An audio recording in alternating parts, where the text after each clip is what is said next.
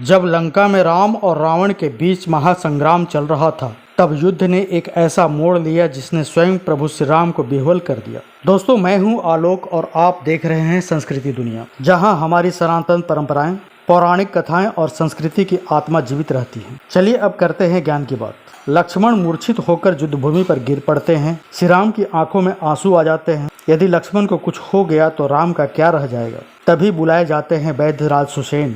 वे कहते हैं इनका जीवन अब संजीवनी बूटी पर निर्भर है, जो हिमालय की द्रोणगिरी पर्वत पर मिलती है। लेकिन समय बहुत कम है। सूर्योदय से पहले बूटी नहीं आई तो लक्ष्मण को कोई नहीं बचा सकता। श्री राम की आंखों में आशा की एक किरण चमकती है। हनुमान, क्या तुम यह कार्य कर सकते हो? हनुमान जी ने बिना एक पल गंवाए कहा, प्रभु यह कार्य असंभव नहीं। जब तक प्राण है लक्ष्मण बचेंगे। और फिर पवन पुत्र हनुमान आकाश में उड़ चले, तेज इतना कि पहाड़ कांप उठे। जब हनुमान जी द्रोणगिरी पर्वत पहुंचे तो वहां कई तरह की औषधियां थी, लेकिन उन्हें पहचानना कठिन था। तब उन्होंने संकल्प लिया, जब तक लक्ष्मण का जीवन दांव पर है तब तक पूरा पर्वत उठा ले जाना ही ठीक है। हनुमान जी ने पूरा पर्वत उखाड़ लिया और आकाश मार्ग से लंका की ओर उड़ चले।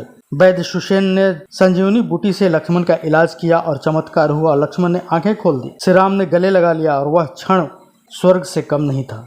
आज भी जब कोई संजीवनी की बात करता है तो पहला नाम आता है श्री हनुमान जी का, जिन्होंने भक्ति, साहस और सेवा की वो मिसाल रखी जो आज भी अमर है। रावण का पुत्र इंद्रजीत यानी मेघनाद युद्ध के दौरान लक्ष्मण से आमना सामना करता है और फिर वह चलाता है एक महाशक्ति बाण, जिसमें ब्रह्मास्त्र जैसी प्रचंड ऊर्जा थी। वह बाण लक्ष्मण को आघात करता है और वो युद्ध भूमि पर धराशायी हो जाते हैं, मूर्छित, निश्चल, जैसे प्राण ही निकल गए हों। श्री राम दौड़कर लक्ष्मण के पास आते हैं। उनकी आंखें नम हो जाती हैं। लक्ष्मण, उठो भाई, तुम मेरे प्राण हो। तुम्हारे बिना ये युद्ध नहीं, मेरा जीवन अधूरा है। चारों ओर सन्नाटा छा जाता है। विभीषण, अंगद, जामवंत, सुग्रीव सभी उपस्थित।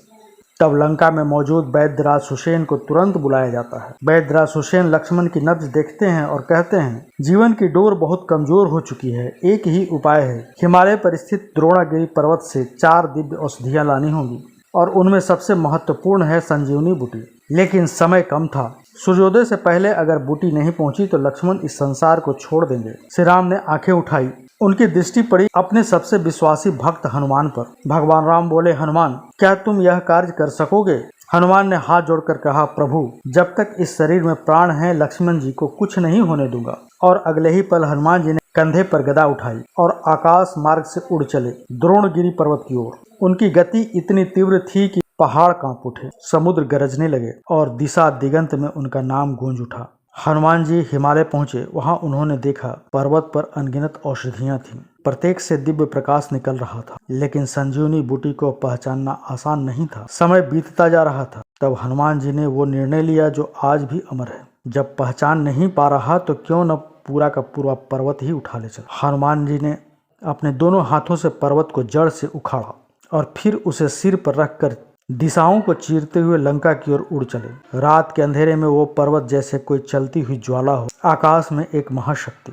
लंका में सभी बेसब्री से प्रतीक्षा कर रहे थे। जैसे ही हनुमान जी पहुंचे, वैद्य सुषेण ने संजीवनी बूटी को निकाला और लक्ष्मण की नाक से सूंघाई। कुछ ही क्षणों में लक्ष्मण जी ने आंखें खोल दी। उन्होंने गहरी सांस ली और कहा, भैया। श्री राम की आंखों में आंसू थे, लेकिन आज वो आंसू संतोष के थे, प्रेम के थे, जीवन की वापसी के थे।